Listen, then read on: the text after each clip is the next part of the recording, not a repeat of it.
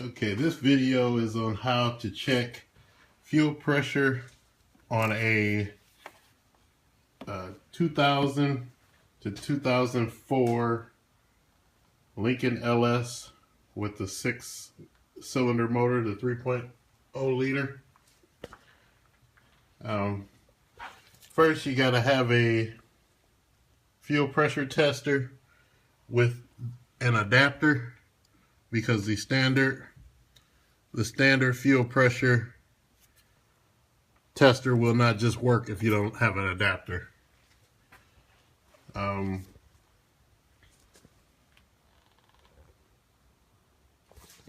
next, what you want to do is check for pressure with key on, no starting.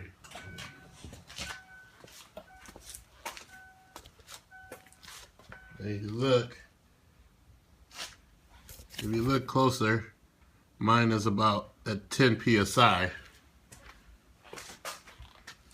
A lot of times, to tell if you have a bad fuel pump check valve, it'll lose pressure with key on and sometimes creates what they call a hard start. If you check it again, it may actually bump up a little better. This car wasn't running all night, so now the second time around, the PSI's jumped up, and you're at I'm at 26 pounds PSI per pressure. Now the next step is I want to check what running pressure is. So mine's a stick shift, so I gotta actually push my clutch in to get it to start.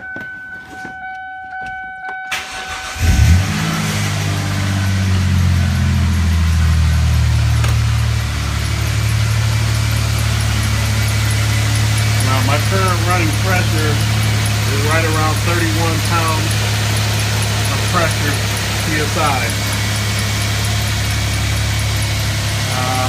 Right offhand, I'm not exactly sure what the spec is, but that was mine's that.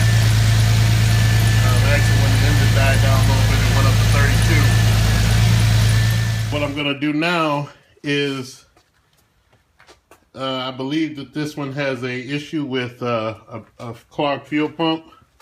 I don't know, based off, generally what you would do is check to see what your specifications are.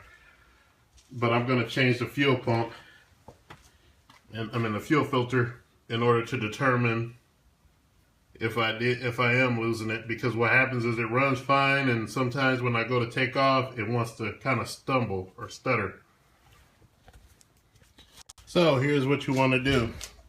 You jack the car up, you're linking up, jack your car up, and you look behind the heat shield on the driver's side fender well, there's the fuel filter.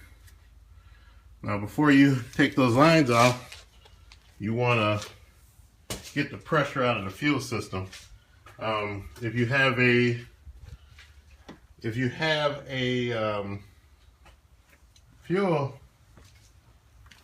fuel pressure tester, it has a valve on the side of it to drain the fuel pressure.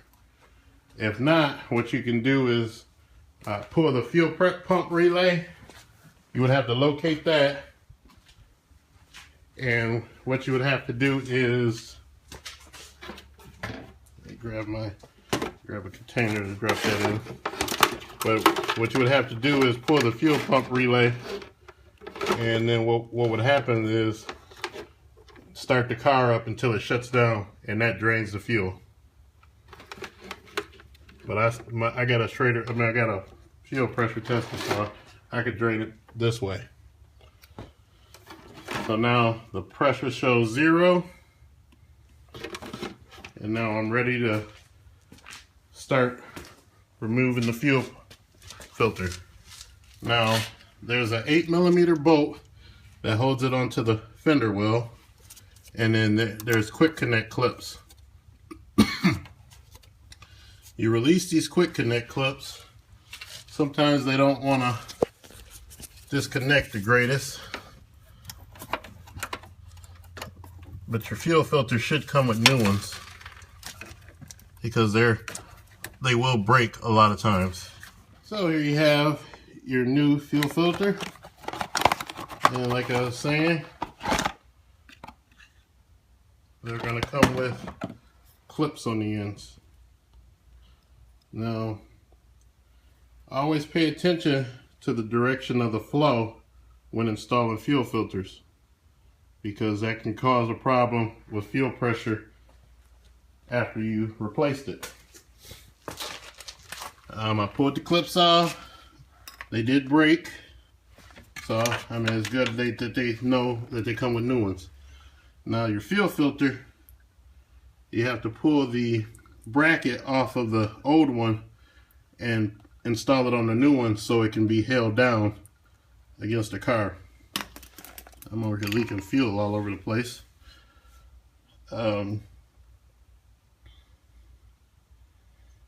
The beautiful thing about quick disconnects is you pop the clips off, you disconnect it, put it back together, and you're ready to go. Rarely do you have to worry about anything being seized with the quick connects. Okay, after installation, what I have here, just to light a little bit, reinstall the clips. You see how the clips are installed. And then what you want to do is check for leaks. Not everything is guaranteed. So what you do is you prime the car, which is turn the ignition on, but not, turn the key on, but don't start the car. You do that 3 or 4 times, and I will prime that line back up.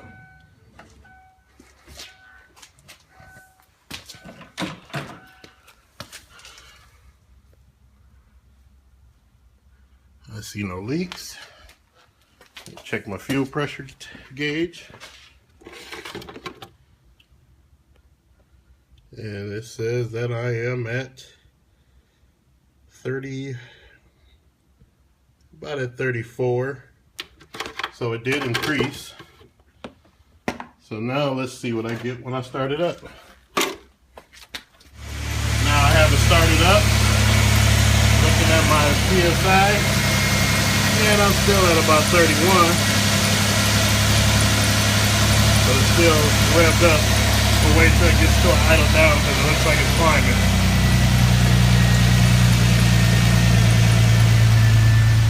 You go over here and check your fuel filter. Once again, no leaks. Always make sure you don't have leaks, because when messing with fuel, you never know. So sitting at idle, it's sitting at about 30, 31.